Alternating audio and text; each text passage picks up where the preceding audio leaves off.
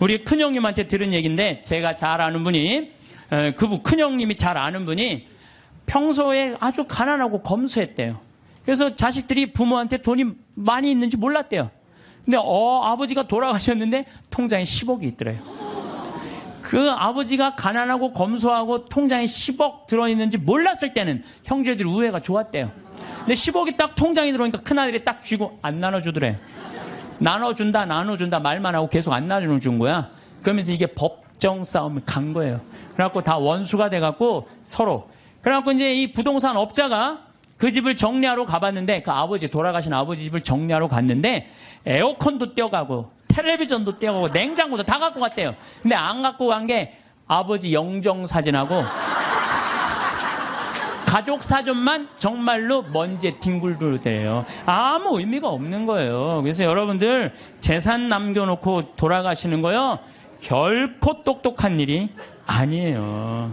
여러분들 재물이라는 거는요, 잘 쓰면 복이지만 잘못 쓰면 독이 되는 거예요. 잘 쓰면. 그래서 여기 계신 분들, 신부님 그래도 돈벼락 한번 맞아 죽고 내가 돈벼락은 한번 맞아보고 죽고 싶은 분들, 이런 분들 있을 거예요. 그런데 우리나라 돈벼락 맞은 재벌들을 내가 조사를 전부 다 해봤어요. 돈벼락 맞은 재벌가들 조사를 해보니까 그 유산상속으로 법정 싸움 안 하는 재벌이 없어. 다 법정 싸움. 다. 여러분들이 아는데 다 하고 있어. 다. 근데 유일하게 안 하는 데가 LG만 안 한대. LG만. 나는 LG 사원이 아니에요. 그런데 LG 사원이 아닌데, 그 보도에 보니까 부모님이 아주 가장 중요한 건 형제 우애다. 그래갖고 서로 그 구씨 집안들이 아주 잘하는 가장 대표적인 예라고 그러더라고요. 여러분들 자식을요, 아무리 돈이 많아도요, 우애를 안 가르치고 돈만 먼저 가르치잖아요. 다 원수돼요. 그 무슨 소용이 있어요? 아무리 돈이 많으면 뭐해요? 사실 우리가 신부님 돈벼락 한번 맞아 봤으면 죽어도 여한이 없다고 그런 분들 있죠? 근데 사실 돈이 행복으로 연결된대요. 돈이 있으면 행복하대요. 돈이 있으면 행복하지 않겠어요? 근데 어떤 사람한테 돈이 있으면 행복하냐면은 평생 주식이나 복권으로 얻게 된 일확천금이 아니고 안정적으로 늘어난 사람들에게 돈이 행복을 준다는 거예요. 잘 버는 것도 중요하지만 쓸 줄 모르면 진정한 부자가 아니에요. 여러분들 자녀들한테 뭐라고 그래요? 돈이란 몰라도 되고 크면 자연히 알게 되는 것이라든지, 돈 일찍 아는 건 아이답지도 순수하지도 못한 것이라고 말하는 거 잘못된 거예요. 돈의 가치를 정확하게 알려줘야 돼요. 돈은 소중한 거다. 돈은 우리 인생 살아가는데 꼭 필요한 거다. 그런데 어떻게 벌어야 된다? 정직하게 벌어야 된다. 이걸 가르쳐줘야지 황금보기를 돌같이 알아라 뭐 이런 얘기만 해야 되니까 나중에 그냥 이상하게 돈을 버는 거예요. 우리는 자식들한테 사람은 돈이 있어야 무시당하지 않아. 돈을 벌어야 해. 돈 없으면 무시당하고 돈 있으면 그냥 감옥에도 안 가. 이런 돈에 대한 부정적인 생각을 가르치면 안 된다는 거예요. 저는 돈만 모아놓았다가 한 푼도 못 쓰고 죽는 사람들 많이 봤어요. 뼈 빠지게 돈 모았다가 하루아침에 사기당해서, 나는 죽는 사람은 덜 억울해. 살아있는데 사기당해갖고 그냥 한 푼도 못 쓰고 쫄딱 망하는 사람들, 그런 사람들 보면요 정말로 저도 가슴이 아파요. 그분들 땅을 치고 통곡합니다. 먹고 싶은 거 안 먹고, 보고 싶은 거 안 보고, 다니고 싶은데 안 다니는데 그 돈을 어떻게 모은 돈인데 이 돈을 사기치느냐고. 때는 이미 늦어요. 때는 이미 늦어요. 여러분들 사기 당하기 전에 쓰세요. 지금 이 시대는 하느님을 꽉 붙잡고 살아야 되는데 돈을 꽉 붙잡고 사는 사람들이 너무 많아요. 돈만 있으면 행복이 올 것 같은데 사실은 그렇지 않습니다. 돈이 오히려 불행으로 가는 지름길인 경우가 많아요. 돈 때문에 감옥에 가는 거지, 돈 떼어먹느냐고 감옥에 가는 거지, 가난한 사람들이 감옥에 가요. 하늘나라 여건 있는 분들, 가슴에 이 여건 있는 분들, 죽음을 맞이할 때도 씩 웃으면서 죽을 수 있는데, 돈이 1조 원 있는 분들은 죽을 때 씩 웃고 못 죽어요. 1조 원을 쓰지도 못하고 내가 고스란히 남겨놓고 죽는데 웃고 지금 죽을 판이에요. 지금 내가 지금 더 살아갖고 저 1조 원 지금 누리고 살아야 되는데, 그래서 저는 죽음이라는 건 꼭 필요해요. 왜? 죽음은 만인 앞에 평등한 거예요. 돈 없는 사람이나 돈 1조 원 있는 사람 죽음 앞에는요. 아무리 1조를 들이대고 나 한 10년만 더 살게 해달라고 해도 죽을 땐 죽는 거예요. 죽을 땐.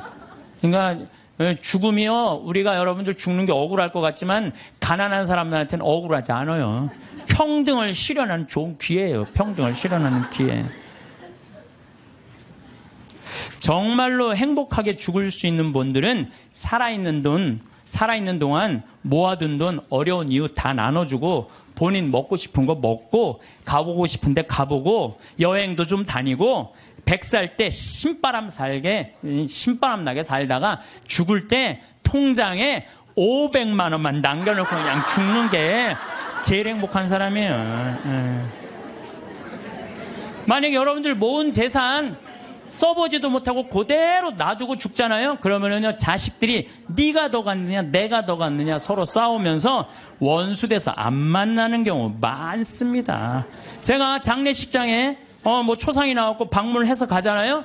그러면은요, 아니 본당 신부가 왔는데도요 상주들이 안 나와요. 그래서 내가 물어봐요. 왜 상주 어디 갔느냐? 저 뒤에서 지금 부주공 받고 싸우고 있다고.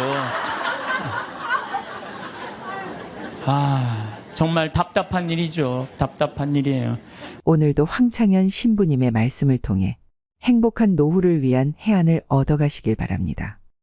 황창현 신부님의 행복 특강 바로 시작하겠습니다.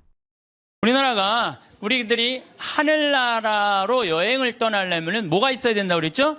여권이 있어야 된다고 그랬어요. 하느님을 꽉 붙잡고 살 때 우리는 여권 발급받을 수 있습니다. 하느님을 내가 꽉 붙잡고 있고 내 삶 전체가 하느님께 봉헌된 분은 지난번에 우리 최재용 신부님 어머니처럼 93살에 돌아가실 때 아들 손을 잡고 어떻게 돌아가실 수 있다고 씩 웃으면서 돌아가실 수 있어요. 그래서 그 죽음이 아니고 새로운 삶으로 옮아가는 여정일 뿐이에요. 우리 인간은 참 죽음을 많이 두려워하는데 죽음은 결코 무서운 게 아니에요. 새로운 삶으로의 변화죠. 지금은 미국이 자유여행이 많이 되잖아요. 근데 옛날에는 미국에 여행 가려고 그래도 까다로웠어요, 안 까다로웠어요? 까다로웠어요. 미국에 가려고 그러면은 옛날에 미국 비자 발급 받으려면은요, 통장에 잔고가 얼마 있느냐, 너 갔다가 돌아올 수 있는데 보증인이 있느냐, 이런 거 다 물어봤어요. 또 막상 요즘은 미국에 이렇게 제가 로망 칼라를 차고 이제 미국 강의하러 갈 때 거기 여권 심사하는 데서 꼬치꼬치 물어요. 왜 왔느냐고. 그래서 강의하러 왔다. 도라는 갈 거냐? 나 한국에 갈 거다. 며칠 머물 거냐? 뭐 10일 머무를 거다. 정말로 까다롭게 물어보더라고요. 여러분들 만약에 하늘나라에 막 들어가려고 그럴 때 이 베드로 성인이 물어볼 거예요. 너 성당은 열심히 다녔느냐? 또 가난한 이웃은 잘 돌보았느냐? 회개는 많이 했느냐? 하늘나라 열쇠 쥐고 있는 분이 다행히 베드로라 정말로 다행이에요. 이 베드로 성인이 좀 허술해요. 베드로 성인이 만약에 바오로 사도가 열쇠를 갖고 있었으면요, 저를 포함해서 여기 있는 분들 들어갈 수 있는 분들 거의 없어요. 바오로 사도는 신약성서 27권 중에 13권을 쓴 사람이에요. 얼마나 똑똑한 사람인지 몰라요. 그 똑똑한 사람들이 여러분들한테 따지면 여러분들 뭐 말 대꾸 제대로 할 수 있을 것 같아요? 못해요. 그냥 얼버무리다가 그냥 이거 자격 없네 그리고 그냥 딴 데로 보낼 거예요. 그나마 우리 베드로 사도, 참 베드로 사도는요 재밌어요. 베드로 사도는 거의 성서 글을 쓰지 않았어요. 써도 신약 성서에 2권, 베드로 전서 후서. 근데 얼마나 웃기냐면은 베드로 전서 5장, 후서 3장. 아주 간단하게 썼어요. 아주 간단하게. 뭐 베드로 성인이 쓴 건지 아니면 제자들이 쓴 건지 몰라도 그것도 베드로 전서를 읽어보면 너무 재밌어요. 어떻게 재밌느냐면은 예수님이 베드로 사도한테 너는 반석이다. 내가 내 위에 내 교회를 세우겠다 그랬죠? 그래서 이 베드로 성인은요, 돌에 대한 게 굉장히 관심이 많았던 것 같아. 그래서 이 베드로 사도 예수님 표현하는 걸 보면은 사람들에게는 버림을 받았지만 하느님께 선택된 값진 돌이란 돌 얘기만 해요. 베드로 전설을 보면은 내가 시온에 돌을 놓는다. 선택된 값진 모퉁이 돌이다. 이 돌을 믿는 이는 부끄러운 일을 당하지 않을 것이다. 집 짓는 이들이 내버린 돌이 그 돌이 모퉁이의 머릿돌이 되었네. 돌 얘기만 해. 돌 얘기만 베드로 사도는. 근데 이 베드로 사도가 하늘나라 열쇠를 쥐고 있긴 있는데 허술하다는 이야기는요. 예수님께서 이제 예루살렘으로 올라가면서 그 이제 올라가는 길에 얘기를 해요. 나는 너에게 내 교회를 세우겠다. 그리고 그 얘기 하시자마자 뭐라고 그러냐면은 나는 예루살렘에 올라가면은 순환을 당하고 죽을 것이다. 그랬을 때 베드로가 뭐라고 그러냐면 아이코 맙소사. 그런 일은 결코 일어나지 않을 것입니다. 내가 당신 지키겠다 이거예요. 지금 예수님은 죽으러 올라가는데 베드로는 국무총리 되려고 올라가는 거예요. 지금 예수님 생각하고 베드로 생각하고 완전히 달라요. 베드로는 하늘나라를 이해하지도 못했어요. 그러니까 이런 말을 하는 거예요. 아이쿠 맙소사. 주님, 그런 일은 결코 일어나지 않을 것입니다. 그러니까 예수님이 바로 뭐라고 그러냐면은 사탄아, 내게서 물러가라. 너는 나에게 걸림돌이다. 돌 얘기 많이 나오죠? 너는 나한테 걸림돌이다. 너는 하느님의 일은 생각하지 않고 사람의 일만 생각하는구나. 예수님은 하느님의 일로 인류를 구원하시기 위해 십자가에 못 박혀 돌아가시려고 그러는데 베드로는 뭐 하려고 올라간 거예요? 국무총리 하러 근데 국무총리 왕이 돼야지 국무총리 될 거 아니에요. 근데 죽는다니까 아이쿠 맙소사. 결코 주님 그런 일은 일어나지 않을 것입니다. 그러니까 예수님이 뭐라 그래요? 사탄아, 내게서 물러가라. 너는 하느님의 일은 생각하지 않고 사람의 일, 국무총리 될 일만 생각하는구나. 예수님이 또 그래도 그렇지. 바로 전에 내가 내 위에 내 교회를 세우겠다 그러다가 또 바로 사탄아 물러가라 그냥. 예수님 믿는 거 쉽지 않아요. 예수님 아주 당황스러운 일들을 너무 많이 하셔갖고, 베드로는 예수님이 붙잡히니까 3번이나 예수님을 배반해요. 3번이나. 먼저 예수님 붙잡히고 다른 제자들은 그래도 다 도망가도 그래도 베드로가 그 12 중에 나요. 그래도 예수님 따라가고 어떻게 되나 지켜보려고 따라갔어요. 그러니까 그 종이 뭐라 그래요? 당신도 그 갈릴레아 예수랑 같이 다니는 사람이군요. 그러니까 이 베드로가 뭐라 그래요? 이 여자가 무슨 말을 하는지, 이 여자가 지금 무슨 말을 하는지 모르겠네 이래요. 근데 당신 정말 그 사람하고 있었는데 그랬더니 나는 그 사람을 알지 못하오 그래요. 참, 이 베드로가 할 일이에요? 예수님하고 정말로 내 위에 내 교회를 세운다 그러고 정말로 주님 그런 일은 내가 보호하겠습니다. 막 이런 사람인데 나는 그 사람 알지 못하오. 그러니까 3번째로 확실히 당신 그 사람 예수 그리스도와 예수와 같이 다니던 사람 맞는데 그러니까 베드로는 이렇게 얘기해요. 내가 내 말이 거짓말이라면 1000벌이라도 받겠다고 맹세하면서 나는 그 사람을 모르고 그래요. 아주 배신을 해도 확실히 해요. 확실히. 얼버무리고 한 게 아니라 확실히 배신을 해요. 예수님 배반 3번 했죠. 따라가는 이유도 몰랐죠. 그리고 베드로는요. 냉담 생활도 해요. 어떻게 냉담 생활을 했냐면 예수님 십자가 못 박혀 돌아가셨어요. 돌아가시니까 베드로가 뭐라고 그러냐면 나는 물고기 잡으러 간다 그래요. 물고기 잡으러 간다는 얘기는 뭐야? 내가 예수님 따라다니기 전 생활로 돌아간다는 거예요. 이게 냉담이지 뭐예요? 냉담. 지금 수제자라는 사람이 그래갖고 가서 물고기 잡아요. 그때 예수님이 나타나잖아요. 많이 잡았느냐. 그러니까 그 기간 동안 냉담한 거 냉담. 그러니까 짧게 냉담까지 한 사람이 냉담까지. 그런 사람이 하늘나라 여권 심사한다고 이렇게 서 있는 거예요. 자, 여러분들 가갖고 따질만해 안 따질만해요? 따질만해요. 당신은 냉담한 적 없냐? 당신은 배반한 적 없냐? 당신 예수님 딴 생각으로 따라다닌 적 없냐? 대충 따지면 베드로가 눈 깔고 그래 나도 그런 적이 있었지 들어가. 그래서 나는 예수님께서 베드로한테 하늘나라 열쇠 준 것에 대해서는 굉장히 희망적이에요. 왜? 그 실수투성인 그 베드로한테 열쇠를 줬다는 것은 우리들도 실수투성이에요. 저나 여러분이나 인생 살다 보면 흠 없는 사람들이 있어요?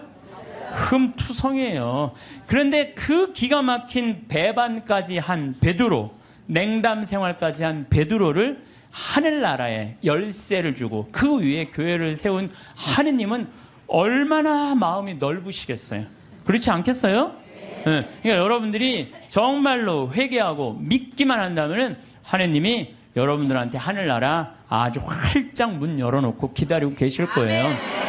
근데 문제는 베드로는 마지막에 어떻게 했느냐? 마지막에요.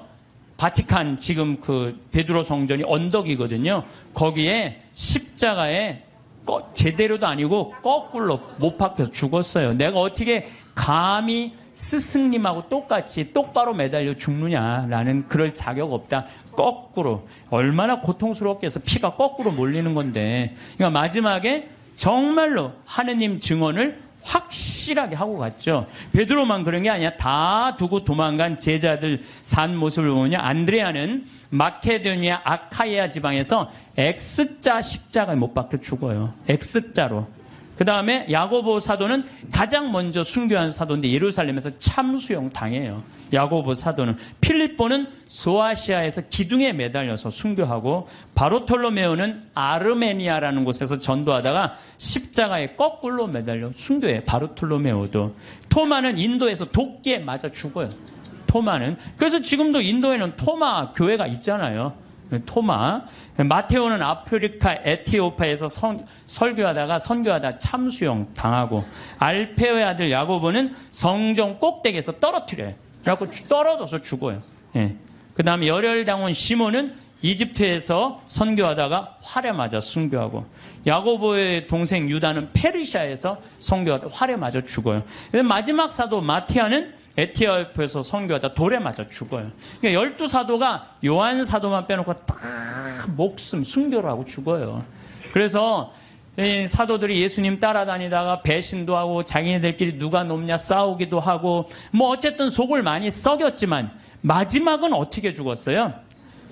은총지휘 속에 죽었다는 얘기예요. 은총지휘 속에 하느님을 증거하다가 마지막에 죽었다는 거예요. 그래서 여러분들도 죽을 때 가장 잘 죽는 게 중요해요.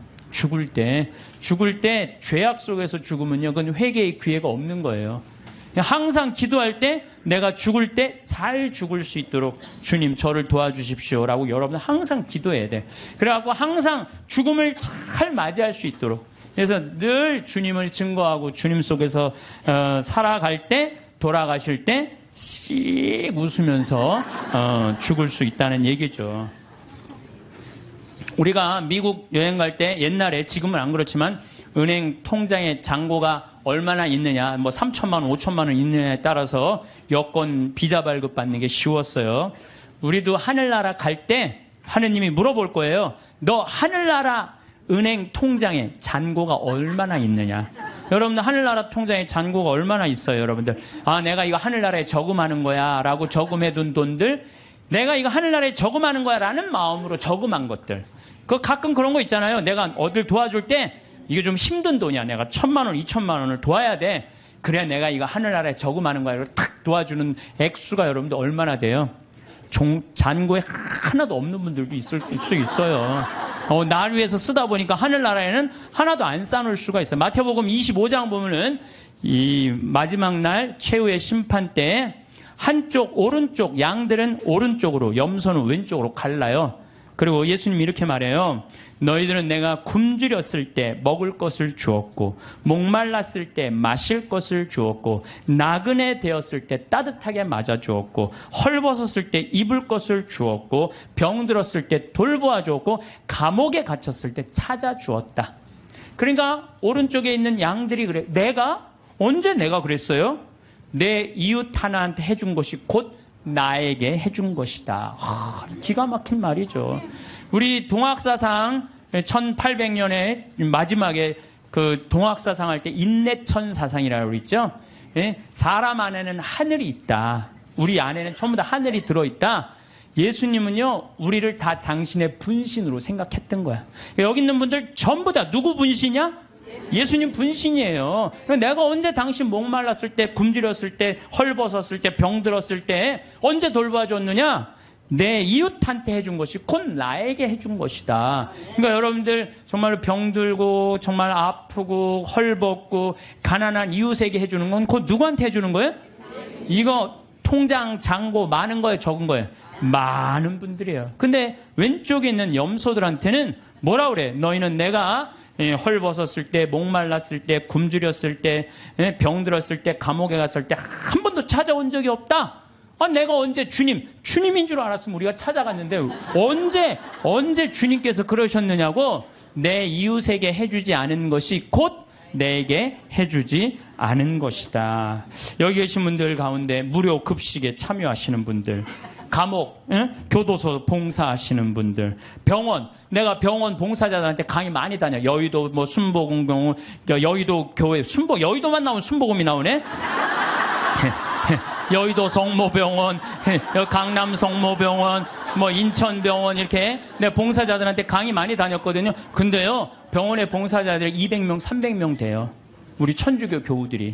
이분들 다 뭐 하는 거예요? 하늘나라의 통장에 잔고가 가득 있어요. 내가 강원도 사람이잖아요. 원주에 사시는 김영문이라는 분은 원주 근처 한 38개 복지시설에 이제까지 짜장면을 몇 개를 만들어줬냐면 7만 2천 그릇을 만들어줬대. 이 사람이 부자냐? 운전기사인데 한 달에 120밖에 못 벌었대요. 근데 그 월급의 일부를 나눠서 짜장면을 자기 쉬는 날. 그래갖고 막 짜장면을 만들기 위해서 막 살림살이를 하니까 부인이 저게 딴 살림 차렸나 그럴 정도로 오해할 정도로. 그러니까 친구가 정육 좀 하는 친구는 뭐라 그래요? 야, 내가 너 그렇게 짜장면 어려운 사람들 고아원 양로원에 가서 봉사하는데 내가 고긴 내가 대주마. 심지어 문막에 있는 시각장애우들은 우리가 밀가루 봉헌하겠다. 이런 사람들이 하늘나라 통장에 잔고가 많은 사람들이에요. 반대로 엄청난 돈이 있으면서도 가난한 이웃 돌보지 않고 돈 더 많이 벌어보겠다고 벌진 아일랜드에다가 알지도 못하는 섬에다가 회사 차려서 세금 떼어먹는 사람들 많아요. 이런 사람들 세상 통장에는 잔고가 많을지 모르겠지만 하늘나라 통장에는 잔고가 하나도 없는 분들이에요. 세상 통장에 돈 많은 거 그거 아무 소용없어요. 세금 얘기 나왔으니까 대한민국 사람들이요, 한국 사람 상대로 해서 돈 벌었으면 한국에다 돈 내놔야지. 왜 돈을 빼돌려요? 여러분들 20년 전에 그리스라는 나라는 우리나라보다 훨씬 잘 살았어요. 근데 지금 그리스 쫄딱 망했어요. 내가 가보면요, 그리스 사람들이 노숙자들 엄청나게 많아요. 예. 왜 쫄딱 망했어요? 그렇게 잘 사는 나라가 부자들이요, 세금 다 해외로 빼돌린 바람에 그 나라 망한 거예요. 나라가 없으면은요, 돈이 아무리 많아도 소용없어요. 나라가 없으면, 국민들이 돈이 없는데 그 사람 돈 벌 수 있겠어요? 나라가 잘 살아야지 부자들도 잘 사는 거예요. 세금을 내야지. 왜 떼먹어요? 왜 떼먹어? 나는 요즘 뭐 버진 아일랜드 여기다가 조세 피난처 만들어 놓고 세금 떼어먹는 사람들 이렇게 보면은 왜 루카복음 12장 16절부터 21절까지가 생각나는지 몰라. 이게 무슨 얘기 나오냐면 부자가 소출이 너무 많았어. 그랬더니 고민해요. 이 많은 소출을 어떻게 할까? 그래. 내가 창고를 헐고 더 큰 창고를 줘서 내가 거기다 소출을 다 넣고 영혼에게 말하리라. 영혼아, 걱정하지 마라. 너 먹을 거 많으니까 몇 년 동안 푹 쉬어라. 그랬더니 하느님이 와서 뭐라 그래? 아니다. 네가 좀 하늘나라에서 푹 쉬어야 되겠다. 네가 오늘 죽는 날이다. 너한테는 넉넉하면서도 하느님 나라를 위해서 가난한 너는 오늘 죽는 날이다. 여러분들 돈이 아무리 많으면 뭐예요? 오늘 죽으면요 아무 소용이 없어요. 나는 창고를 져서 거기다가 쏟아넣는 그 이 부자나 버진 아일랜드에다가 그 몇백억 대고 갖다 놓고 영혼아 걱정하지 말아라. 내가 버진 아일랜드에다 내가 돈 넣어놨으니까 너 오래 살아라. 오래 살기 쉽지 않아요. 세금을 내야지 왜 세금을 안 내요? 하다못해 예수님도 세금 냈어요. 마태복음 17장 24절을 보면요. 가파르나움 갈릴레아 호수에 바로 위에 가파르나움 성전이 있어요. 그러니까 베드로한테 사람들이 물어봐요. 가파르나움 성전 사람들이 니네들 왜 성전세를 안 내냐? 근데 성서를 보면 베드로는 역시 똑같아요. 일단 낸다고 우겨요. 낸다 우리. 성서를 보면 굉장히 웃겨요. 낸다 우리. 그리고 이제 예수님한테 가서 물어봐요. 예수님 성전세 내려는데 어떻게 하면 좋으냐고. 그랬더니 예수님이 너 가서 물고기 잡으면은 그 물고기 입에 한 스타테르가 있을 것이다. 그거 내라. 스타테르는요 그리스로 은하 한 입인데 그거는 돈이 얼마냐면 우리 이 대한민국 지금 기초 아주 최저 하루 근로비의 4배. 그러니까 16만 원 정도 되는 거예요. 우리가 3만 7천 원인가 3만 8천 원이가 하루 아주 최저 임금이거든요. 그러니까 16만 원 되는 걸 아니 예수님도 낸 세금을 아니 왜 안 내냐 이거예요. 이 성서를 난 이거 성서를 보면서 여기서 깨달은 진리가 있어요. 사소한데 목숨 걸지 말아라. 예수님도 지금 가장 큰 일은 뭐야? 하늘나라를 위해서 예루살렘에 올라가고 십자가 못 박혀 돌아가셔야 돼. 근데 그 세금 안 낸다고 우기면은요, 아예 유대인 취급도 못 받아요. 그거 16만 원 뭐 많이 돈 드느냐? 그리고 그냥 스타테르 낸 거예요. 사소한데 목숨 걸지 말라는 거예요. 요즘 부자들 보면은요, 자기 재산이 1조 원이나 되는데, 그거 한 1,000억, 2,000억 내는 게 뭐가 아까워? 1,000억, 2,000억 내도 얼마가 남아요? 8,000억이 남아요. 8,000억. 아니 그 8,000억은 생각하지 않고 그 2,000억이 아깝다고 그걸 안 내갖고 감옥에 지금도 감옥에 간 사람 있잖아. 며칠 전에 어젠가 그제 갔잖아요 감옥에. 그 많은 돈을 가지고도 왜 감옥을 가요? 내면 되지. 왜 사소한데 목숨 거냐 이거야. 내 얘기는 그냥 통 크게 내면 되지. 저는 부자들은 하늘나라 들어가기가 낙타가 바늘구멍 뚫고 지나가는 것보다 힘들다고 한 예수님 말 저는 이해가 돼요. 여러분 혹시 지금 여러분들 10,000원 갖고 있어요. 10,000원 갖고 있으신 분들 내가 저 1,000원 좀 주실래요? 커피 한 잔 좀 뽑아 먹게. 그럼 여러분들 저한테 1,000원 줄 거야 안 줄 거예요? 주죠. 줘요. 10,000원 중에 1,000원은 괜찮아요. 근데 만약에 여러분들이 1,000억을 갖고 있어. 1,000억을 갖고 있는데 내가 나 좀 돈 좀 쓰게 100억만 달라 그러면 여러분들 100억 줄 것 같아 안 줄 것 같아요? 이거 쉽지 않아요. 1,000원하고 100억하고는 달라요. 1,000원하고. 그래서 돈이 많은 사람들은요 아마 지금 여기 있는 분들 준다 그래도 막상 1,000억 갖고 있는데 내가 100억 달라면 못 줘요. 100억이 그게 남의 집 애 이름이에요.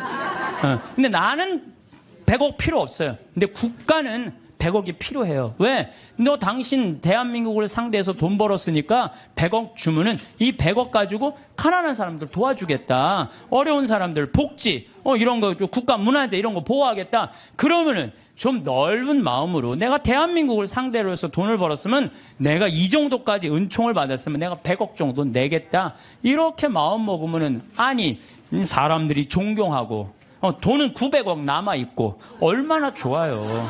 근데 사람은요 이상해요. 900억은 생각하지 않고 그 100억이라는 엄청난 돈 이것도 아까운 거예요. 그러니까 벌진 아일랜드에다가 그냥 갔다가 우리나라 한 달에 한 300만 원 버는 사람들이 세금을 한 36만 원, 40만 원 정도 내요. 그냥 공식적으로 국가에. 근데 한 10억 버는 사람들은 1년에 한 3억 정도 내요.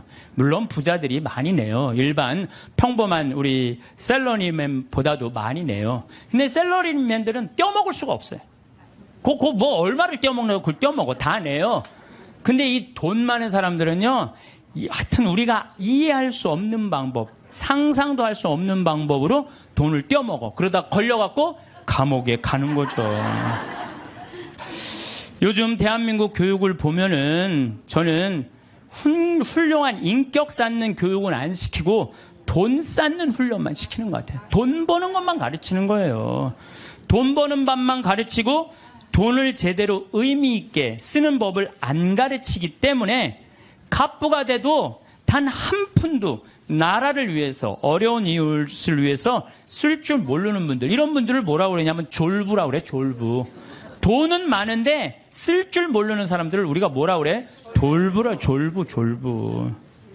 대부분은 안 그러시겠지만 금융가들, 재벌가들, 정치인들은 돈 쌓는 재미로 눈에 뵈는 게 없어요. 법도 그냥 눈에 안 보여. 그래갖고 정의라고는 찾아볼 길이 없고 정의로운 사회라는 인식 자체를 하지 않는 것 같아요. 우리 삶이 언제 끝날지 모르잖아요. 나중에 돈 벌면 내가 어려운 이웃과 하느님께 봉헌해야지 하는 사람들 끝까지 아무것도 못해요. 나중에 돈 벌면 한다는 사람 끝까지. 나는 나중에 보재는 놈 하나도 안 무섭고 나중에 하느님한테 봉헌하겠다는 사람 하나도 안 믿어요. 내가 본당 신부할 때 정말로 잘 먹고 잘 살 때는 성당 찾아오지도 않아요. 근데 그냥 쫄딱 망하면 어디 하소연할 때도 없고 나한테 와서 그냥 하는 얘기가 신부님 내가 이렇게 망할 줄 알았으면 성당에 신축금이라도 많이 해야 하는데 쫄딱 망하고 와갖고 그냥 돈 있을 땐 눈에 뵈는 게 없는지 세상 무서울 것 없는 것처럼 거만하게 행동하다가 쫄딱 망하면 성당에서 나한테 그리고 이제 하소연하면서 더 화가 나는 게 돈 좀 꿔달라는 거. 돈 좀. 내가 돈이 어딨어요.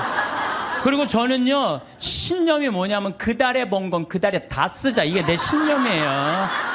그러니까 나는 누가 와서 사기 치려고 그래도 사기 당할 돈이 없어요. 그 달에 번 건 그 달에 다 쓰는데 사기 당할 돈이 어디 있어요. 여러분들 나중에 돈 벌면은 어려운 사람 돕겠다는 사람 이 생각하는 사람 아예 머릿속에서 지우세요. 그리고 난 진짜 싫어하는 게 뭐냐면 동전 모아 어려운 이웃 돕는 문화 싫어해요. 물론 어린아이한테 동전을 모아갖고 어려운 이웃을 돕는 거 가르치는 거 좋아요. 하지만 우리 문화 전체가 쓰다 남은 동전 가지고 어려운 이웃을 돕는다. 이건 정말로 나쁜 거예요. 내가 재산 중에 정말로 일부분을 소중한 일부분을 떼어서 어려운 이웃을 도와준다고 할 때 그건 의미가 있는 거예요. 여러분 2006년에요. 미국은요 기부금이 얼마가 나왔느냐면 3,000억 달러가 나왔어요. 2006년에. 근데 우리나라 2006년 총 수출액이 얼마인 줄 알아요? 3,255억 달러예요. 우리나라 전체 수출액하고 미국 사람들 기부액하고 똑같아요. 미국 사람들은요 저금 통장 모아갖고 이 동전 가지고 3,000억 달러 절대 못 모아요. 모으면요 빌 게이츠, 워런 베핏 이런 사람들은요 300억 달러, 600억 달러 탁탁 기증하는 거예요. 그러니까 자기 재산 다 기증하는 거예요. 그리고 자기 자식들한테는 1,000만 달러 정도 남겨두는 거예요. 우리 지금 대한민국 사회의 재벌가들이 뭐 1조 원 넘는 사람들이 28명이나 된대요. 그런 사람들이 1조 딱 내봐요. 정말로 이게 나라가 달라져. 질이 달라져, 질이. 근데 그냥 그 1조 그 중에 1, 2천억 그냥 내기 싫어갖고 그냥 벌진 아일랜드에다가 대고 그냥 아유. 우리는 자식들한테 사람은 돈이 있어야 무시당하지 않아. 돈을 벌어야 해. 돈 없으면 무시당하고 돈 있으면 그냥 감옥에도 안 가. 이런 돈에 대한 부정적인 생각을 가르치면 안 된다는 거예요. 너희들 하느님이 돈 많이 벌게 해주는 거 축복받은 거야. 근데 이 축복받은 돈으로 어떻게 써야 돼? 가난한 이웃을 도와줘야 돼. 그래야지 애들이 돈에 대해서 긍정적으로 가지요. 돈은 뭐 나쁜 거고 이 조그만 게 머리에 피도 안 마른 게 벌써부터 돈부터 알아가지고 아니에요. 유대인들은요 어렸을 때부터 경제관념을 가르친다는 거예요. 그러니까 걔네들이 1년에 미국에서 사는 아이들이 이스라엘에 30억 달러씩 이 이스라엘 본국에 돈 주잖아요. 나라를 위해서 쓰는 거 아니에요. 나라를. 우리는 뭐 버진 아일랜드에 떼어먹고 있는데 미국 애들은요 유대인들은 무서워요. 1년에 30억 달러 국가에 갖다 줘요. 그러니까 그 이스라엘이 저희 모슬렘 유곡 속에서 살아남는 거예요. 여기 계신 분들 정말로 돈벼락 한번 맞아보고 싶죠. 실제로 로또에 당첨된 분들 통계를 보면은 로또 당첨되고 나면은 행복할 것 같으냐? 완전히 행복이 찾아오느냐? 아니래요. 일단 로또에 당첨되면은 일이 술술 풀릴 것 같지만 갑자기 돈이 20억이 생기면요 주위에서 가만히 안 놔둔대. 사준에 8촌 알지도 못하는 사람이 친척이라고 와갖고 돈 꿔달라 그러고 이 사람이 사업 제안하고 저 사람이 사업 제안하고 그리고 여기에 홀깃하고 저기에 홀깃해하고 다 날리고 나중에는 자살하는 사람들 많아요. 인터넷을 보세요. 아주 내가 이거 누구 이름 거명하기가 그래서 그런데 자살한 사람도 많아요. 결국은 부부끼리도 헤어지고요. 애인끼리도 그냥 등 돌리고요. 돈이요. 사람과 사람을 이어주는 게 아니라 사람과 사람을 끊어주는 게 돈이에요. 영국에 28억 당첨된 사람이 있었어요. 새집, 최고급 승용차, 자녀는 호화 사립학교 보냈고 여기저기 사업 투자라는 손짓에 그냥 여기저기 사업자. 근데 그 쫄딱 망한 거예요. 그러니까 쫄딱 망하니까 같이 좋던 부인도 이혼하고. 이 사람이 지금 통장에 얼마 남았냐면 10달러 남아있대. 10달러. 우리 돈으로 11,050원 정도 남아요. 11,000 한 500원 정도. 예. 돈 많으면 뭐예요? 쓸 줄 모르면 100억을 갖다 줘도요. 순식간에 다 날려요. 이 로저라는 사람이 마지막 말이 이래요. 복권 당첨을 되돌아보면 독이 든 성배와 같다. 독이 든. 예. 그래서 부부는 로또 당첨되면 부부끼리 이혼하고 심지어 자살로 끝내는 사람들. 그러니까 돈이 정직하게 버는 사람들은요. 함부로 안 써요. 얼마나 소중하게 버는 건데 이걸 함부로 써요. 정말로 고민하고 쓰죠. 근데 순식간에 돈이 생긴 사람은요. 헛헛해요. 그래갖고 술집에 가서 날리고 뭐 바람 피고 뭐 사업하고 그러다가 원래 상태보다도 더한 상태로 돌아가는 거죠. 물론 로또 당첨되고 잘 사는 사람도 의외로 많대요. 근데 이 사람들 근데 잘 사는 사람들은 싹 감춰갖고 잘 못 찾는데요. 근데 우리나라에 400억 로또 당첨된 분이 있어요. 경찰관인데. 근데 이분은요, 얼마나 멋있느냐면은 자기 학교, 모교, 경찰서, 지역에 이 35억을 딱 기증을 한 거야. 그리고 난 다음에 공부를 한 거예요. 경영 공부를 하고, 그러고 난 다음에 지금 중소기업을 아주 잘 운영을 하고 있대요. 이 사람은 400억을 운영할 수 있는 그릇이 된 사람이죠. 예. 그래서 돈벼락 맞은 사람들이 행복하게 사는 길은 뭐냐면 나누는 거예요. 나누는 거. 예. 나누면 이 사람의 생각이 건강해져요. 근데 거기다 돈 더 벌려고 그러고 떼돈을 벌으려고 그러면은 다 날리는 거지. 2010년 5월 강원랜드에 부부가 놀러를 갔어요. 예, 면직 사업하는. 근데 이분이 얼마를 맞았느냐면 7억 6,680만 원을 맞은 거야. 로또 잭팟 맞은 거죠. 강원랜드에서. 근데 이 집이 빚이 있었대요. 근데 이 부부가 어떻게 했느냐면 이 돈을 전부 카이스트에 다 기증한 거예요. 카이스트. 왜? 이거는 우리가 노력해서 번 돈이 아니다. 이거 빚이 있었는데도 불구하고. 이야, 난 그 부부 정말로 멋있다고 생각해요. 왜? 저는 이렇게 생각해요. 그 돈으로 이 사람이 뭐를 했을지는 잘 모르지만은 그 돈 갖고 딴 거 하는 것보다 이렇게 딱 하면 다시 본 생활에 돌아와서 성실하게 살아요. 별 일 없이 그냥 열심히 살아요. 그게 행복한 거지. 그냥 여기 이제 돈벼락 맞고 싶은 분들 맞지 마세요. 이런 분들은 대한민국에도 큰일 하신 분들이지만은 하늘나라에도 공덕 쌓아 놓으신 분들이에요. 갑자기 많은 돈이 생기면요. 사람 미쳐요. 귀신이 쉬어요. 돈 귀신이 쉬어요. 예, 돈이 많다고 행복한 건 아니에요. 제가 아는 어느 분, 여기 내가 여기서 들은 얘기예요. 여기 우리 봉사자들한테 들은 얘기. 대기업, 그 해외 지사 이제 지사장으로 갔대요. 근데 이쪽 기업에서 딱 와갖고 술을 들이다 저녁에 먹이고 재정 상태에 대해서 물었대요. 근데 이 사람은 술을 못 먹는 사람이래요. 근데 기업 회장들이 먹이니까 어떻게 먹고 정신이 혼란한 상태에서 제대로 대답을 못 했대요. 본국으로 돌아가자마자 바로 해고를 당했대요. 해고를 당하고 저기 무슨 서해안 쪽에 횟집에 처형이 이제 그 하는 횟집에 이걸 날 서빙을 하고 있는 거야. 그 기가 막힌 해외 지사장이. 다른 사람들이 당신 그렇게 인맥도 넓고 능력도 있으니까 우리 회사 내가 스카우트 하겠다고. 그랬더니 이분이 하는 말이 내가 왜 이 좋은 자리를 관두느냐고. 서비스 생각 하나도 안 해도 되고 남 속이도 안 와도 되고 이것만 날로 난 너무너무 행복하다. 난 지금 행복하다. 근데 이런 분들을 제가 많이 봐요. 막 큰 사업할 때보다 다 정리하고 욕심을 다 끊고 사니까 너무 행복하다는 분들 저는 정말로 많이 봅니다. 지금 제 강의를 듣는 분들 가운데서도 지금 지구 놓지 못하는 분들 많을 거야 지금. 지금 이거를 팔을까 말까 이거를 유지할까 말까 이런 분들 무지하게 많을 거예요. 놔보세요. 놔보면요 굉장히 편안해요. 그거 대도 안 되는 공장 운영하면서 매달 그냥 뭐 월급 마친다고 여기다 돈 끌고 저기다 평화로운 날이 하루도 없는 거야. 평화로운 날이. 싹 정리해 보세요. 얼마나 마음이 편안한가. 뭘 그렇게 쥐려고 그러세요. 쥔다고 재물은 져지는 게 아니에요. 진다고 져지는 게 아닙니다. 재물은. 미국의 할리우드가 가장 성공한 사람들이 모여 사는데 거기가 자살률, 우울증이 가장 많습니다.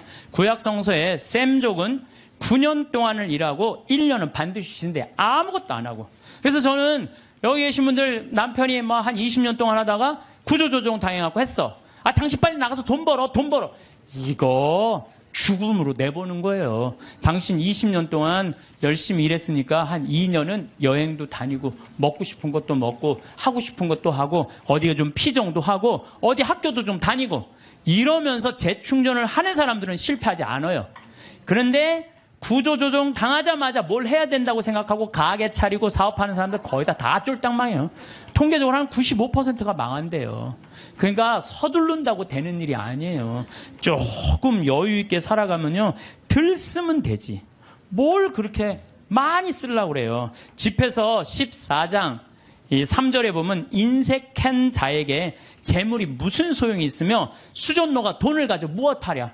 여러분 인색한 사람한테 돈이 있으면 뭐예요? 수전노한테 돈이 있으면 안 쓰면 그 돈은 죽은 돈이에요. 안 쓰면 죽은 돈이에요.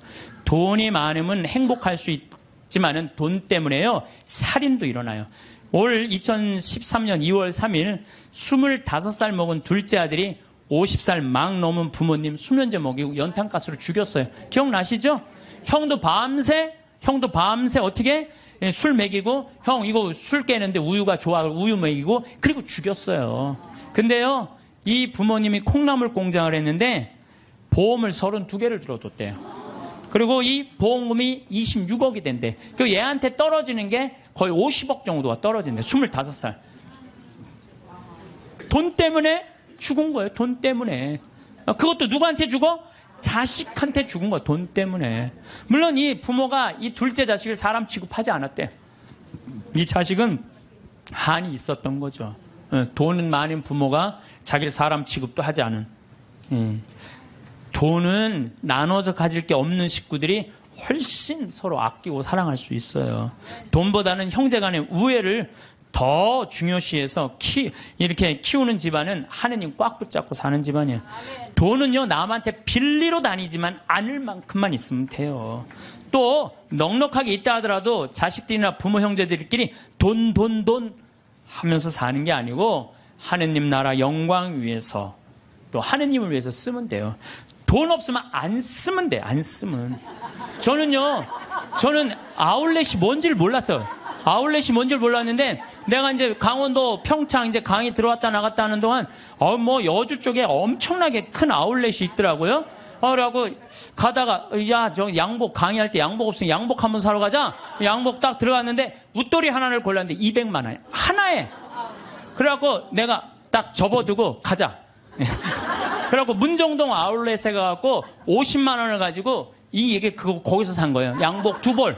양복 2벌. 내가 평화방송에서 찍는 게 거기서 산 거예요. 양복 2벌에 바지 4개.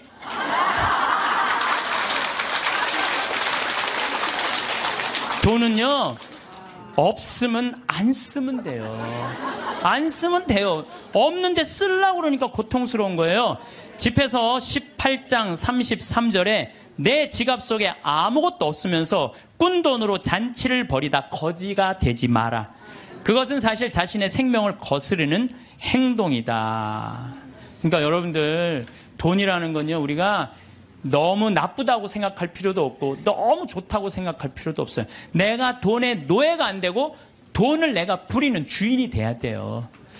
오늘은 은퇴를 앞둔 50대, 60대가 준비해야 할 3가지에 대해 말씀드리려고 합니다.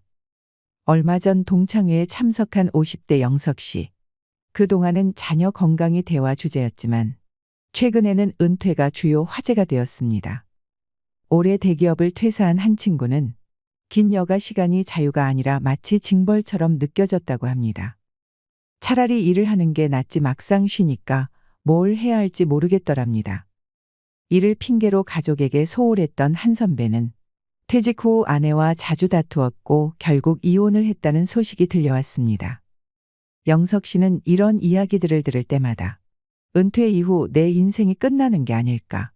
자신이 쓸모없는 사람이 되는 건 아닐까 걱정됩니다.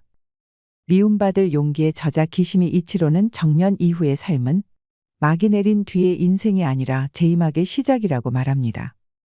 67세의 철학자인 그가 제시하는 정년 이후 삶을 현명하게 준비하고 맞이하는 방법은 무엇일까요? 첫 번째는 공헌감을 느낄 수 있는 일을 하세요. 소속이 사라지고 직장이 없어져도 자신에게 가치가 있다고 생각할 수 있으려면 공헌감을 느낄 수 있어야 합니다. 공헌감은 간단히 말해 내가 누군가에게 도움이 된다는 느낌입니다. 아들러는 진정한 행복은 공헌감에 있다고 합니다. 알베르트 슈바이처는 신학자이자 철학자 오르가니스트였으나 바쁜 생활을 하는 틈틈이 의학 공부를 했습니다. 마침내 의사가 된 그는 아프리카로 가서 평생 아프리카 빈민을 위한 의료 봉사를 했습니다. 그는 그 일에서 공헌감을 느꼈습니다. 내가 하는 일이 아무 도움도 되지 않는다면 아무리 많은 보수를 받는다 해도 행복해질 수 없습니다. 정말 중요한 것은 내가 좋아하는 일을 하고 있는지, 그 일로 누군가에게 공헌할 수 있는지 여부입니다. 그에 따라 매일의 삶이 달라집니다. 두 번째는 배우자와 동등한 관계를 맺어야 합니다. 직장에 다니고 육아를 할 때는 서로 바빠서 느긋하게 대화할 시간이 없던 부부도 인생 2막을 맞이하면 관계가 달라집니다. 대부분의 남편은 직장에서처럼 상하 관계를 유지하려 하고 아내는 그런 남편에게 질린 나머지 이혼을 고려합니다. 예전에는 일이 바빠 여행을 갈 수 없다거나 일 때문에 신경 쓸 여력이 없으니 자녀 교육은 배우자에게 맡긴다는 식으로 피할 수 있었습니다. 하지만 이젠 배우자나 자녀와의 관계를 피하기 위해 일 핑계를 댈 수도 없습니다. 집에서 짜증이 나도 일터로 도망갈 수 없지요. 퇴직으로 배우자와 마주하게 되면 그동안 미뤄뒀던 두 사람의 관계가 분명해집니다. 이는 두 사람의 관계를 위태롭게 할 수 있습니다. 오스트리아 심리학자이자 정신과 의사인 아들러는 진정한 인간관계를 맺으려면 상대를 동등한 존재로 바라봐야 한다고 말합니다. 언제나 배우자를 동등한 친구로 여겨야 합니다. 이제라도 자기 일은 스스로 챙기고 집안일도 해야 합니다. 인생의 새로운 국면에 접어든 후 성숙한 사랑의 관계 속에 살길 원한다면 배우자와의 관계를 다시 맺어야 합니다. 세 번째는 꼭 뭔가를 해야만 하는 건 아닙니다. 은퇴 후에는 또 다른 삶의 보람을 찾거나 뭔가를 하지 않으면 안 된다고 생각해 초조해하는 사람이 있습니다. 취미를 찾아야 한다고 생각해 마치 일을 하듯 취미에 몰두하는 사람도 있습니다. 그들은 전문가만큼 잘해야 한다고 생각하기도 합니다. 평생 부지런히 일한 사람이라면 반드시 뭔가 해야 한다고 생각하겠지만 이는 일이라는 저주에서 벗어나지 못했다는 증거이지요. 사실 아무것도 안 하는 사람은 없습니다.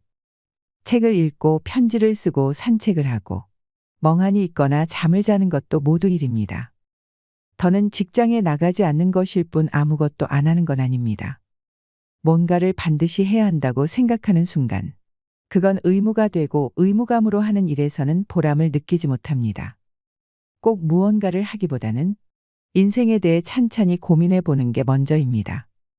그러면 새로운 일을 시작해도 다르게 일할 수 있습니다. 인생 2막을 생각한다는 건 결국 삶을 생각한다는 것입니다. 후회하지도 불안해하지도 말고 오늘을 한 발 한 발 신중하게 내디디며 살아가야 합니다. 이것이 지금 우리가 할 수 있는 일입니다. 요즘 시니어들은 우스갯소리로 운 나쁘면 100세까지 산다는 말을 자주 한다고 합니다. 건강하게 그리고 계획적으로 노년을 보낸다면 좋겠지만 그렇지 않다면 지금까지 살아온 인생만큼이나 길고 지루한 시간이 기다리고 있을 거란 불안감이 들기 때문이 아닐까요? 이를 직접 경험했다고 말하는 한 90대 노교수는 죽기 전에 지나온 삶을 이렇게 회고합니다. 나는 존경과 박수를 받으며 60대 초반에 자랑스럽게 은퇴했지만 90세가 되었을 때 후회의 눈물을 흘렸다. 지난 30년의 삶이 한없이 부끄럽고 후회스럽기 때문이었다. 60 이후의 인생을 마치 덤으로 살았던 희망 없는 시간이 30년이나 지속되었기 때문이다. 퇴직할 때 앞으로 30년을 더 살 수 있다고 생각했다면 이렇게 살지는 않았을 것이다. 건강하게 오래 산다면 50은 고민할 나이가 아닙니다. 얼마나 더 살게 될지 모르지만 그렇다고 손 놓고 인생의 마지막만 기다리는 건 좋은 방법이 아닙니다. 어느 노 교수의 회고처럼 후회가 될지 모를 일이기 때문입니다. 50대를 목전에 두고 방황을 한 사람이 또 있습니다. 바로 다산 정약용입니다. 다산은 30대의 형조참의 자리까지 올랐습니다. 하지만 자신을 아끼던 정조가 승하한 다음 20년 가까이 귀양살이를 해야 했습니다. 가장 찬란했던 시절 바닥으로 곤두박질 친 것입니다. 흔들리는 자신을 다잡기 위해 다산이 한 일은 논어를 잃고 해석한 것이었습니다. 그렇게 그는 50살의 지천명의 경지에 이를 수 있었습니다. 다산이 인생에서 가장 힘든 시기에 흔들리는 50대에게 뭐라고 말해줄까요? 오늘은 인생 후반전을 앞두고 삶의 변곡점에서 흔들리는 중년 그리고 노년을 다 잡아줄 지혜를 배워보는 시간을 가져보겠습니다. 영상을 끝까지 시청하셔서 지친 마음의 위로가 되시길 소망합니다. 흔들리는 중년 노년에게 다산 정약용이 전하는 말. 첫 번째는 겉모습을 잘 가꾸어라. 질이 문을 이기면 촌스럽고 문이 질을 이기면 거칠애가 된다. 문과 질이 잘 어울린 후에야 군자다워진다. 질이란 사람의 내면을 말하고 문은 외면의 반듯함으로 겉모습을 말합니다. 공자에 따르면 둘 중 하나만 뛰어난 것은 올바른 수양이 아니라고 합니다. 순서를 정하자면 질이 먼저다. 그러나 다산은 문이 질에 뒷받침되어야 진정한 가치가 있다고 말했습니다. 겉과 속은 따로 떨어져 있는 것이 아닙니다. 내면이 바른 사람은 품격이 겉으로 드러나고 겉모습이 안정된 사람은 마음 역시 경건합니다. 다음은 다산이 두 아들에게 보낸 편지에 있는 글입니다.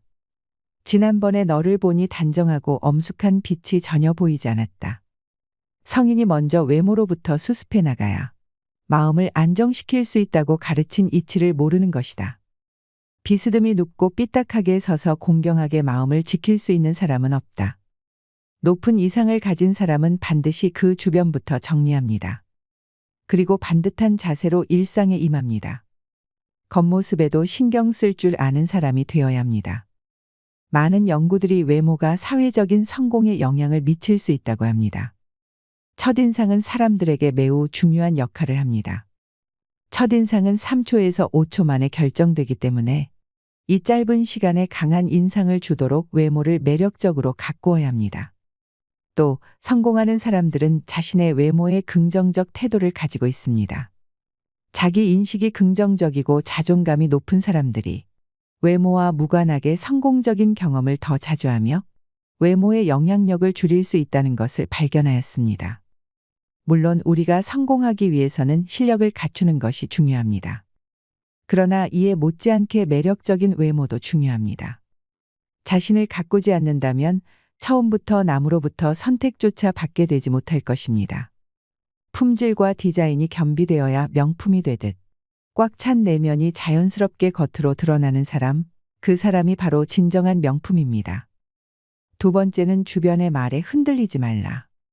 50세가 되기 전 40세의 나이는 불혹이라 부릅니다. 불혹이란 미혹되지 않는다는 뜻으로 각종 유혹에 흔들리지 않는 나이가 되었음을 뜻합니다. 선조들은 이처럼 50대가 되기 전부터 욕심에 의해 흔들리는 삶을 경계했습니다. 50대는 사회에서 웬만한 업적을 이룬 후 자칫 교만에 빠지기 쉬운 시기이기도 합니다.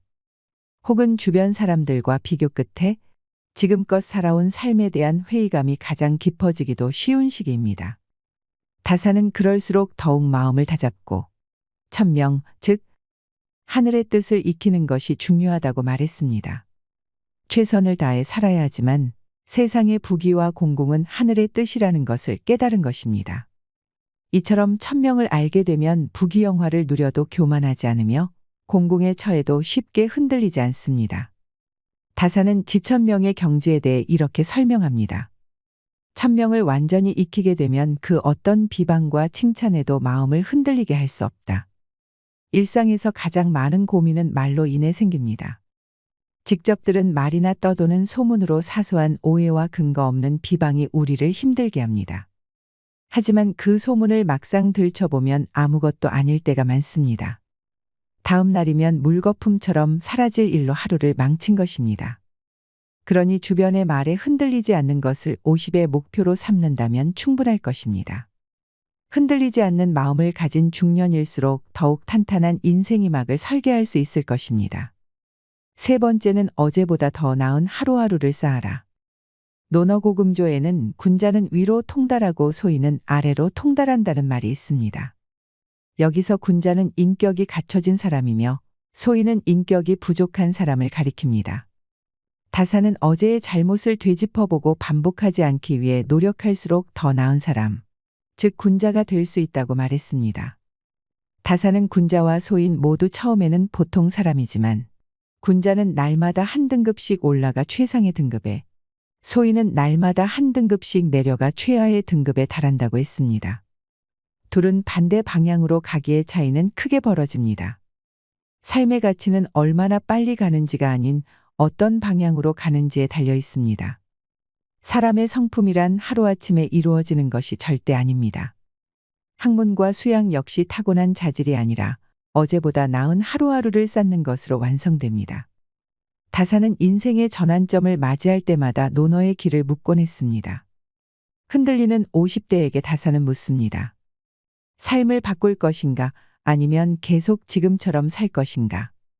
인생은 속도가 아니라 방향이 더 중요합니다.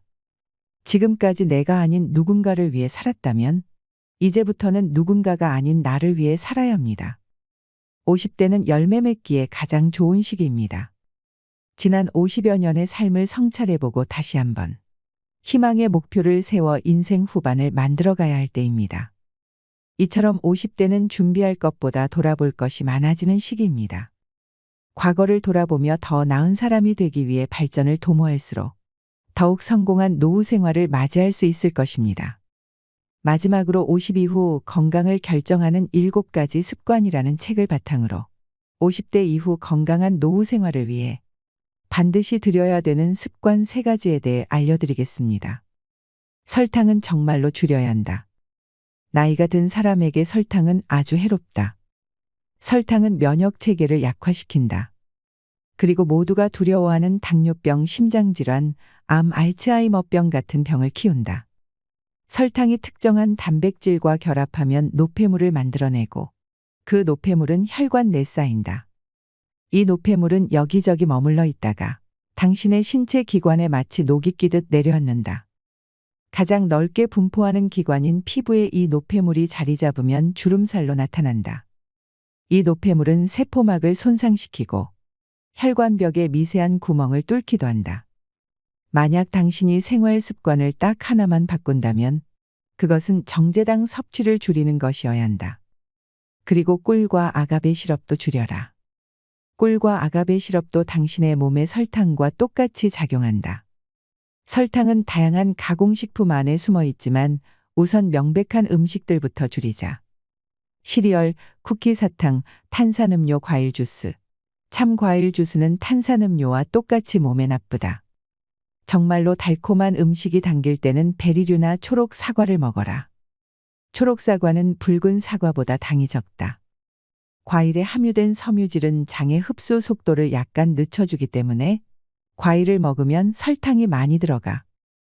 다른 음식을 먹을 때처럼 당이 곧바로 몸에 흡수되어 혈당이 급상승하지는 않는다.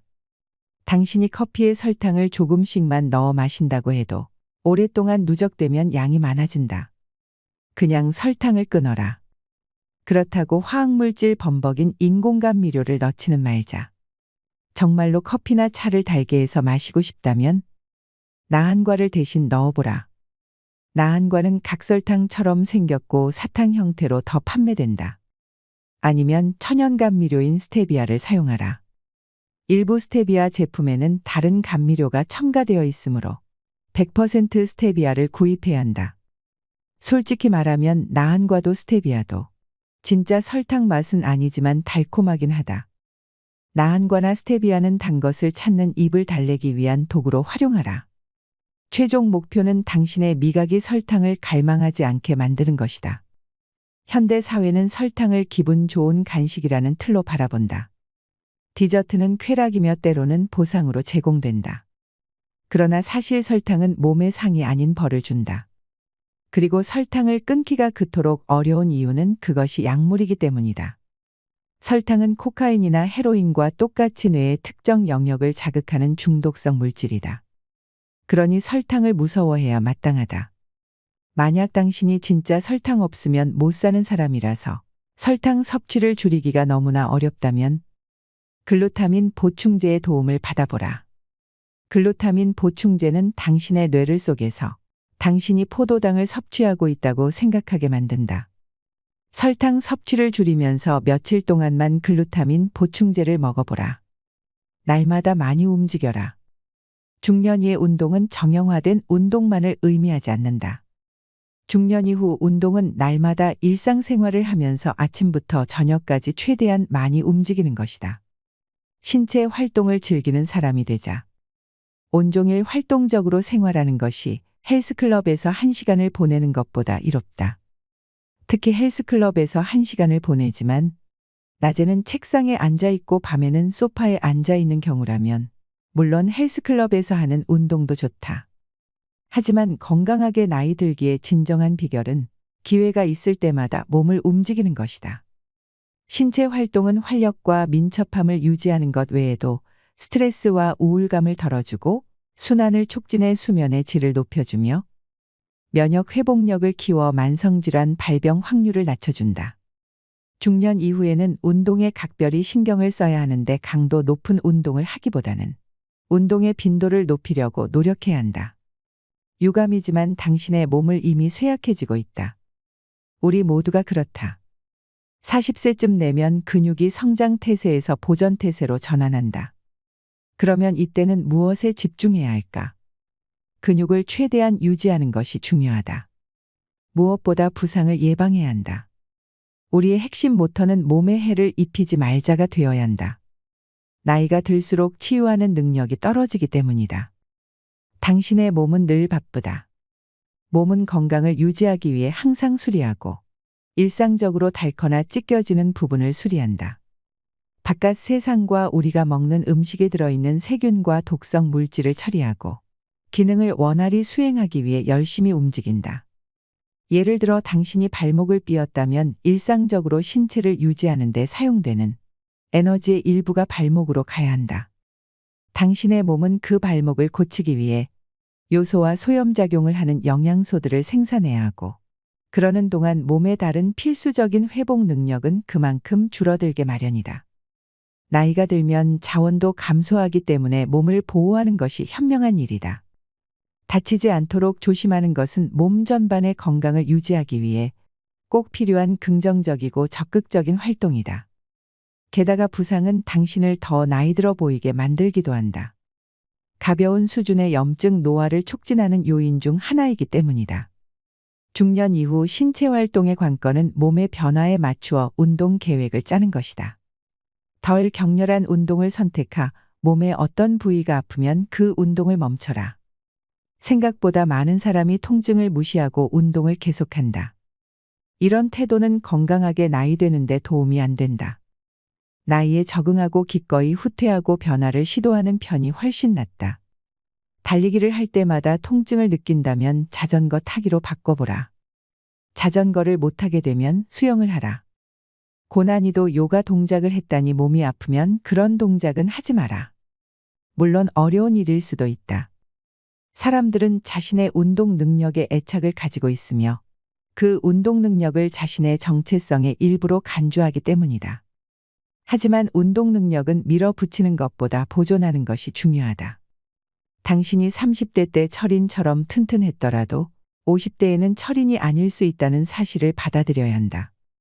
그리고 근육과 관절은 평생 써야 하므로 근육과 관절이 다 닳기 전에 신중하게 생각하라. 90세에 얼마나 잘 걸을 수 있느냐는 지금 몸을 어떻게 보살피느냐에 달려있다. 몸을 움직이기를 좋아하고 육체적 한계를 뛰어넘기를 즐기는 사람들에게 가장 중요한 일은 몸이 하는 말을 잘 듣고 그 말에 따르는 것이다. 몸을 많이 움직이지 않는 사람들의 경우 지금 당장 운동을 시작해야 한다. 아직 늦지 않았다. 하루에 10분 동안 경사가 완만한 언덕을 오르는 것으로 시작하라. 그리고 일주일에 5분씩 시간을 늘려서 바로 30분으로 만들어 보라. 이완 휴식 요가를 시작하거나 관절에 부담이 적은 수영 강좌를 신청하는 것도 아주 좋다. 편안하게 시작하고 끈질기게 노력하라. 당신을 활동적인 사람으로 변화시키는 일은 그리 오래 걸리지 않으며 힘이 많이 들지도 않는다. 그리고 중년 이후의 삶을 사는 우리 모두에게 하루 내내 움직일 기회를 찾아보고 기쁜 마음으로 움직이자. 조금 일찍 지하철을 타고 일찍 내려 사무실까지 걸어가거나 버스에서 한두 정류장 앞에 내려 집까지 걸어보라. 건물의 위층으로 올라갈 때는 엘리베이터를 타지 말고 계단을 이용하라. 내려갈 때는 하지 마라. 계단을 내려가거나 언덕을 내려가는 운동은 무릎에 부담을 진다. 점심시간을 신체활동 시간으로 바꿔보라. 가능하다면 야외에서 신선한 공기를 들이마시며 쉬어라. 반드시 힘이 많이 되는 운동을 할 필요는 없다. 자주 꾸준히 실행 가능한 활동을 하라. 많이 움직이는 사람이 되자.